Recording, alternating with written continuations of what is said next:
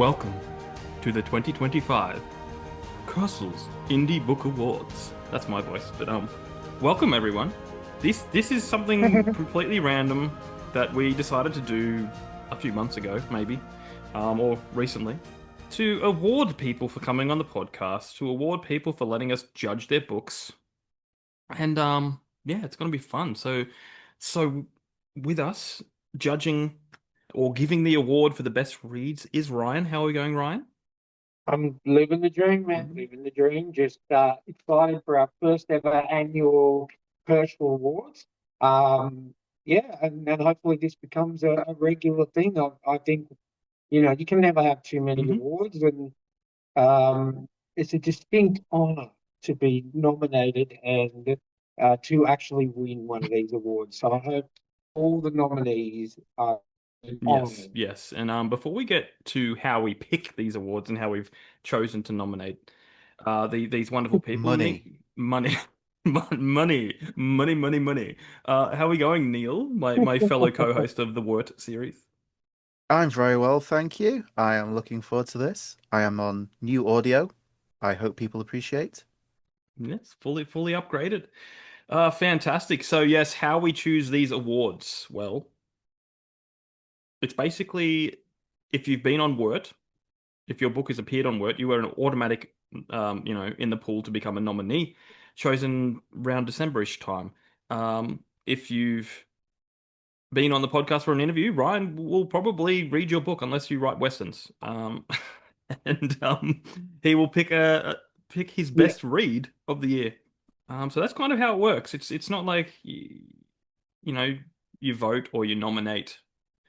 I mean, you can request to come on the show. You can request to have your book on Word. Um, and that's how you get it done, basically. But Well, Jamie, I have I have some do you? breaking Yeah. news. I have some Okay. breaking news, Jamie. I do. I have been trying, like with my Oh, okay. arachnophobia, I've been trying to open my eyes and respect the format. So whilst I've been up here in beautiful Newcastle, I have been reading a lot. And I am doing a read through of an era of DC Comics where I really, really enjoyed and I never got to finish called The New 52, which is basically set after Flashpoint. So Flash, for lack of a better sake of the word, fucks the universe up for a very selfish reason. And then we get this whole relaunch of The New 52, which is all the heroes. And I'm reading it in order. And there was always one section that I skipped over because it was a Hmm. Western. And I'm like, I'm trying to be better. So I am actually reading a comic series called All Star Western with Jonah Oh, wow. Hex. It is set in the 1890s in Gotham City, which is the Wild West back then. And I think, up to issue Wow. 6. And I'm not completely not liking it. It's not, I'm not saying, oh my God, I can't read Yeah. this anymore. I'm actually getting through it, and the story is pretty good. So, breaking news, I'm trying to Okay. branch out and I'm trying to not penalize Yeah. people. I'm starting slow with like 28 Comics. page Yeah. comics. You know what I mean? But I'm not ready for a full book commitment or a Red Dead Redemption commitment. But I'm getting there. So I just Good. thought I would share that with And our listeners. So you can write a Western, and I yeah, may it's read just it. harder. Yeah, and I've been told that It my is. latest book, I Destin, is reads like a Western. So you know, Yep, No, I would agree. I get it. I get it, though. I get it. I get where the Western yeah. elements are. But it's not full Western. They said it But yeah. reads like a Western. But we're not here to plug my Mhm. wares. We're here to plug everyone else's wares. But the Yes. name, the Kearsells. Do you know where it came from, Neil? Do you have any ideas where it came from? I'm gonna guess it's come from a few names that have been pushed together Mm-hmm. and trimmed up. Yeah. Yeah.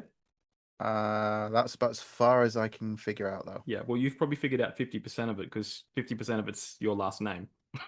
It is one of our sponsors, Martin Kearns. And one of our sponsors, Rebecca Cassels. And Kearsells sounded better than Concerns, you know. So Mm, arguably. good choice. Yes. Um, but why don't we get the ball rolling? We got some great nominations. First, we're gonna do the best covers, the best covers from our Wort series. So we're just gonna take a Mhm. brief look at these as I bring them up. Okay, This so would be first, tough. We've had some great covers yeah, over it was it the was recent it was episodes, especially. So these are all books that you guys covered that you could about yes. So on these are work. books that we judged harshly on Wort. Um, Land of the Ill-Imagined, Yeah. Alexander Robb. This was amazing. Um, because the premise of this book is it's like a place where all half what do you call it? Like imagination where ideas go to die or ideas are just like in half existence. So you got this figure on There's the front. unrealized ideas, wasn't it? Yeah, yeah. Um, so basically you got the forming of something on the front cover and it's not fully formed. You don't really know exactly what it is. It's like an idea. It was just such a cool concept and this cover just fully captured like the idea behind the book and this is still on my TBR and I kind of want to get to it really quickly. you know. I thought I was going to get away with not buying any books today, Jamie. Well, you can save it if you want because I want to get all these people that have been nominated to come on the podcast at some point. Um, No, I'll you, buy it now. okay, you'll buy it now. Because I'll All forget. right. Stop twisting his arm so hard. Oh my goodness. Now this episode is coming out after Christmas, so I can tell you this next one because I bought this for for my niece for Christmas. I have already Yeah, got this book, so A I'm Song okay of with that. Bones by Isaac Anderson. It is a fun book, and this cover. Do you remember this cover, Neil? I do remember this one. This was fun. The mice trapped in a prison where rats are the wardens. It's very cool. And actually, I can say because I've opened up the book and had a sticky peek, there's lots of cool drawings inside it as well. Oh, nice. Very talented. He's a really good artist, Isaac Anderson. He always puts quality stuff up Yeah, on X. Um, videos of how he does it, and then different different drawings and stuff like that. So yeah, he's very good at yeah. that. All right, let's move on to. Yeah, it's just hard doing everything all at once. Fred Phillips and Dreams of Gold and Fire. This cover is, dare I say, magic. Um, it was easily one of my top picks for nomination. Um, because that just screams magic. Um, That screams adventure. yeah, a magical adventure. A touch of Pete the Dragon, maybe. Me and my dragon pal. Which is what you wanted in a dragon instead of one that's gonna eat you and kill you. Mhm. It's that very classic fantasy style of artwork as well, Yeah, I, which I, I absolutely love. yeah. And the last one, and this is only because this one was most recent in my mind, and I really loved the. Well, I'll bring it up, and then I'll tell you what I loved about it. Battle for Crossroads. I remember this one as well. Yep. It was pretty recent, but I don't know if you can see Ryan, but like the mountains ahead it's got a dragon's head resting on it.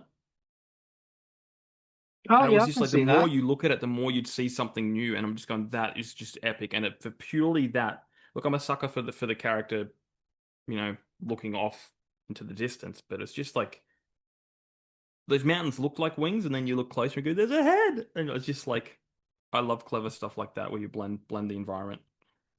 Um, so It's very cleverly done because, like you say, you look at it and you see mountains, yeah, and at first glance, everything looks kind of soft, yeah, and there's not a great deal of fine detail. And then as you look, you kind of go, "Those are the two peaks' wings.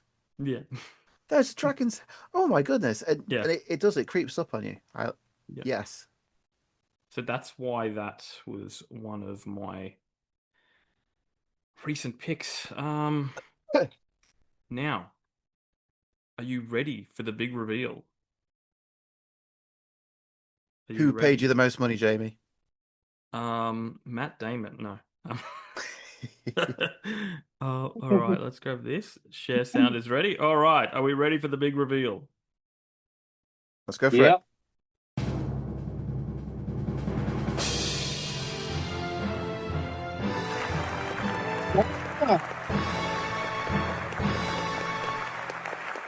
Congratulations, Alexander Robb.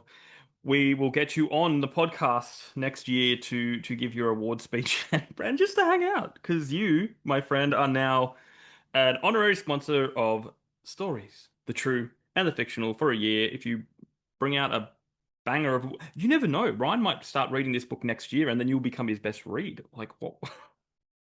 This is how these things work, people. So congratulations, Rob. Well done. We'll be in touch. All right. Isn't this fun? Well, I bought 2 books out of those, There so you go. I bought the last one, the Yeah. Crossroads one, and I Oh, bought that one because I like that idea of where yeah. imagination like like go to die. So It's I like that such a idea. unique idea. Um, Yeah. now it's time to hear from Ryan because we're going to bring up the best read nominations. All right. This one is not biased at all, but our good friend Don Campbell Hmm. and Fright Manifest. Now, Ryan, he's you've read most of Oh. what he's done or all of what he's done. Why this one over the others? Yes, I have. I recently read Naughty List, which was another great story.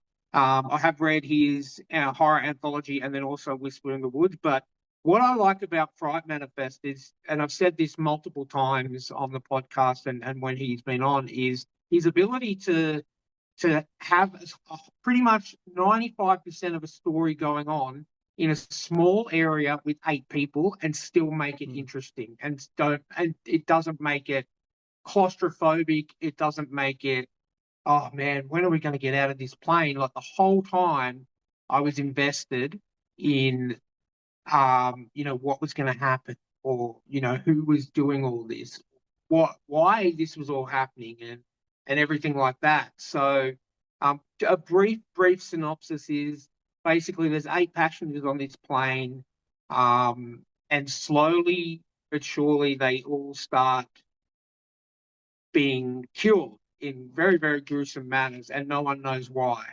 And there is, as to 5% of the book is with the air traffic control trying to figure out what is going on with this flight, but 95% of the book is set on that flight itself. And yeah, absolutely loved it. The way that Don Campbell had the ability to tell that story without it seeming boring or anything, and just I wanted more at the end, and essentially, if that's the case, then I definitely put it in my top 4 of the year. Excellent, yeah. Don Campbell already is kind of an honorary sponsor anyway. We talk about him a lot, and Yeah, he's he such a is. cool dude. But let's not sound like Just me we've me already. just glancing off to the side just then, sorry, was me getting my signing code to Amazon so I can purchase that, which I just have. There you go. I've not just again, my wordiness. I looked at the cover and went, why haven't we covered this cover? Well, because it's pretty new, and maybe it's on our list. You know. So, Well, um, spoiled because Well, I already really like it. his cover for his new book, Naughty List, is just so good. It's yeah, so simple, but it's just, after reading the actual book itself, it's spot on. It's just literally one of those old school elf on the shelf sitting in a pile of blood and the words Naughty List yeah. on the top. And that's it. And that sums up the book quite perfectly. Cool. All right, let's move on to the next one. Oh, Okay. I haven't mentioned this author on the No, podcast before.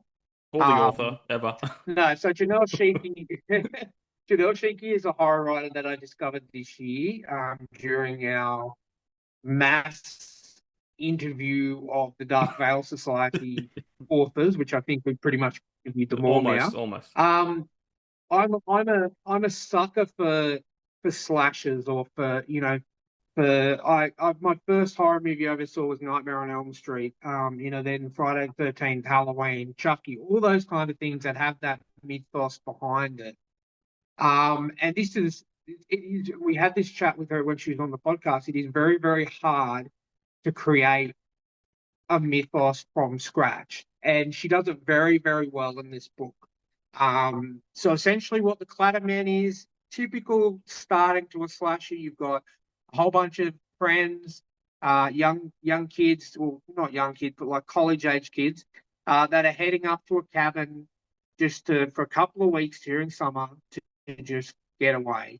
And then there's this little note kind of thing that they find in the house about summoning the Clatterman, and no one believes. Oh no, it's all rubbish. It's all rubbish. So they do it, being drunk and stupid, and brutal murder ensues. And she does actually take the time as the book goes on to explain how the Clatterman became the Clatterman, because he's very old in terms of, like, it's been around for a couple of hundred years. And she goes back and explains how he became the Clatterman, which is good. And she has a very, very unique way in this book and her others of describing brutal kills. I'm rereading Death Cult at the moment, and I forgot how good she is at describing people getting completely and utterly eviscerated. This is definitely on my top 4 list. I knew it was going to be on my top 4 list the moment I read it. I've read it twice so far, and I'm really happy that she's going to be working on a sequel. This is on my TBR. I have already purchased it. Yeah. And Ryan, you've read Death Cult as well, yeah? Yeah. How would you say that Clatterman compares to Death Cult? It's kind of like to me, it's a completely different story, because Death Cult is more like a sort of like a Hills Have Eyes kind of story, with having the cannibalism and having the cult. And then I'm not going to say anything else about the cult, because quite early on there's a big spoiler about it. But honestly, I prefer the Clatterman, probably just because I've always been a massive fan of slashers, of your Friday the 13th, of your Halloween, of your Nightmare of Elm Street, and this is what that feels like.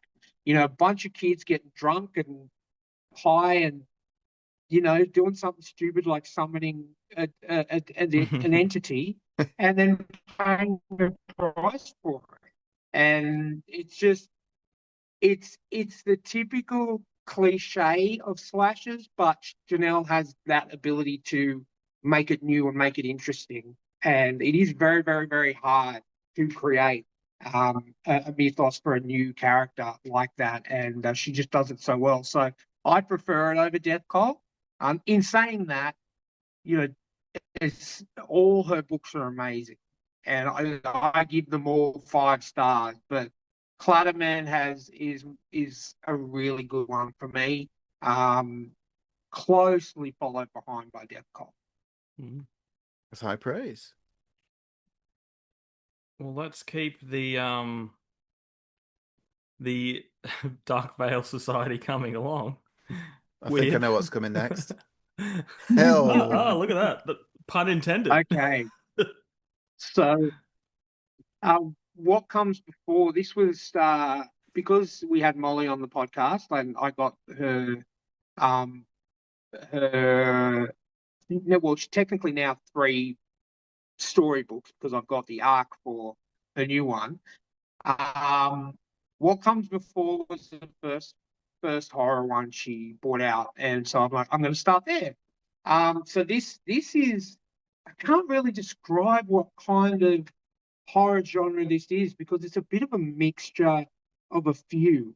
So it's about a girl, and I read it a while ago. I'm sorry, I can't remember her name, but it's about a girl who has a very high pressure job in a pharmaceutical industry. Her boss treats her like crap. Her mother has just gotten over a cancer scare, and she just needs some time away. So she booked a cabin in the woods for a long weekend. And the story picks up with her walking through the forest, trying to find this cabin. And then she meets this guy. So essentially, there's really only two characters in this book. She comes across this guy who said he's a local. He knows the woods better than anyone else, and so they decide to work together and they find the cabin. But things happen. Um, different things happen as they go through. I'm not going to spoil anything because it really surprised me with all these different things that happen to them, and it's not really caused by one person. It's more the forest is an entity as itself, but it's causing all these things to happen to them. And clearly, the girl in this story gets very, very scared and anxious, and she works well with the guy that comes into it, and then they go into a bit of the backstories from both of them over the period of the novel. But the twist at the end, I didn't see coming, and I'm really good at seeing twists, especially in horror stuff. And I didn't see it coming. Not once did I think what was happening actually was what was happening. So that again raises a very high on my bar. Since then I've read Molly's next book, Dark Bloom, which is kind of a post-apocalyptic story. And I've just received the arc yesterday for the sequel to that, so I'm looking forward to reading that as well. But what comes before was very, very, very good. I guess you'd kind of classify it as psychological, supernatural horror, kind of. But as I said, very hard to put it into one bucket, which makes it even better. Excellent. All right, the last nomination. Last nomination. Awesome, dude. And I'd like to say I'm not being paid by the Dark Veil Society at all. I mean that. They just have a whole bunch of writers in there that are amazing, and I think if it was top 6 or 7, there'd be another two Dark Veil Society authors in there because they just know how to write. And it's really good, and it's hard to write horror. But Blake Myers, who put Bella in the Witch Elm. Now we interviewed him, I think, earlier this year, and I bought the book straight away, but because of the amount of great stuff we've been having, I only started reading it about a month and a half ago, and it's a bit of a long one. I think for me it was 384 pages, which is fine by me. I don't mind the length of the novel as long as it's good. What was different about this one? It combined two of my favorite things. So I'm a massive Law and Order fan and CSI fan. So I love those shows. So the main character is a female CSI who's working in this town in England that has this famous sort of unsolved case, and the case is actually true. It actually really happened about a witch elm in the forest that police discovered that actually had a body in there, and no one was able to ever identify her. And to this day, she still hasn't been identified. So they named her Bella. So there is actually a real town where this happened and a real Bella who was found in the witch elm. So I like that kind of thing as well. But it's focused on a female CSI who's gone through some stuff. And she is brought into the first chapter is she's brought in to do the crime scene analysis of this town's previous CSI, who unfortunately killed himself and his wife. Now, that's all I'm going to say because there's a lot more into it than that. But he combines, Blake Myers does an amazing job of combining police procedural, CSI Law and Order stuff with the supernatural. And this book, I set myself a goal. I want to read at least 6 chapters a night. These chapters were longer, but I found some nights I just found myself just not being able to put it down. I think it took me about a week to read, and when it was over, I was hands down, this is one of the favorite books that I've read this year. So it is very, very good. It surprised me how good it was, only because of the police procedural side of things. Sometimes when you do that with horror, it doesn't work, but this does. So I definitely recommend Who Put Bella in the Witch Elm by Blake Myers. Awesome. Well, now you know what time it is. All right, ladies and gentlemen, boys and girls.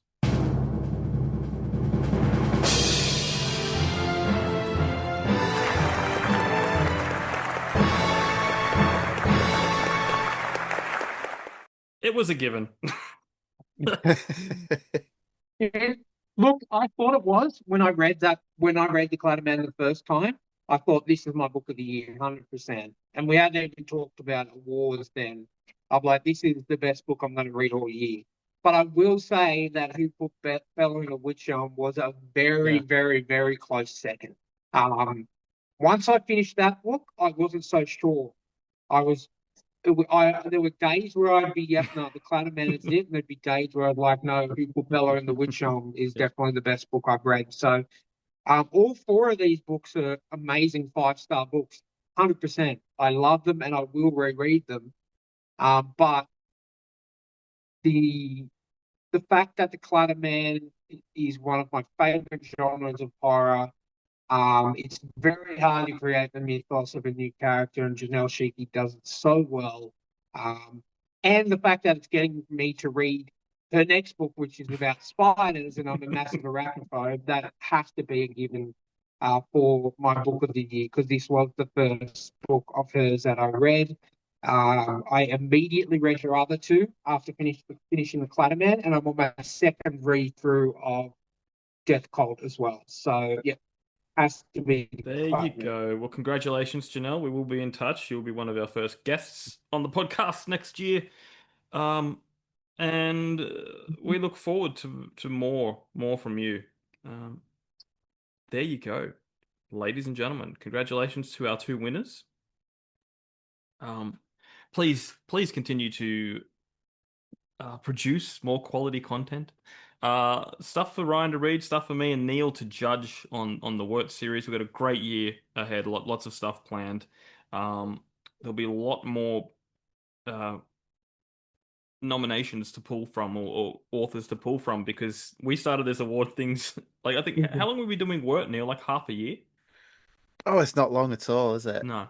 So we're gonna have a lot because me and Neil will get together once a fortnight or once every 3 weeks with a stack of them, record them all together. So you know, there's going to be a lot more You next year. can you can spot the sessions from where you'll see my backdrop and my shirt are the same for Yeah, several episodes.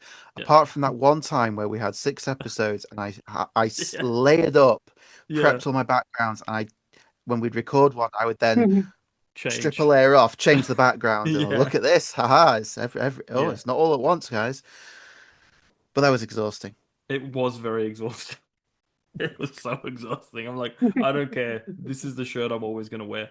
Um, although I have a lot of hats, so I could always just, But I am, and if you guys, if you guys vote for this down below, drop a comment or whatever, I will order myself an actual English Australian judge's wig, and I will wear it every single episode.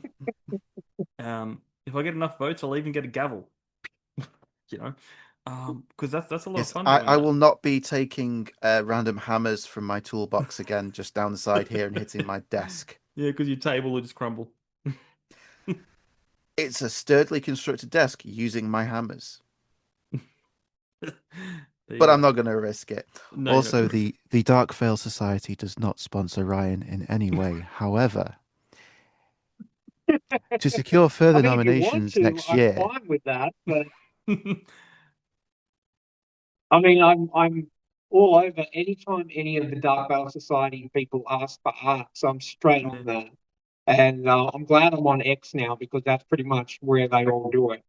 So, I mean, I've read yeah, Eamon Bradley's Puzzle People, which was another great book. And yeah, I'm moving on to Moline Macabre's sequel to Dark Bloom. So I'm very, very excited yeah. to read Well, those. just a heads up for next year, Ryan. Because we've been approached by another. They're not Dark Veil Society, but they're like Dark Veil Society in the sense that they're like a collection of other authors called, I think they're called I'm gonna get it wrong. Rankita Press or something. I'll look it right up. It's one of those because I've been getting a few emails, so I'm taking note of these. Just people. while Jamie's checking, I can confirm for Ryan, yes, I interact with members of the Dark Veil Society quite a bit on X, and they are all absolutely wonderful people. Yeah. They are, yeah, 100%. They all, anytime I post a a review or this is what I'm reading at the moment, every single one of them comments. Not just a like, they always comment and say, "Hope you're enjoying it. Great, thank you so much for the support." All of that every single time, and they're such great people, and they really know how to write. So I'm very very happy with that. Yeah, so it's called Rankiter Press, like Raconteur.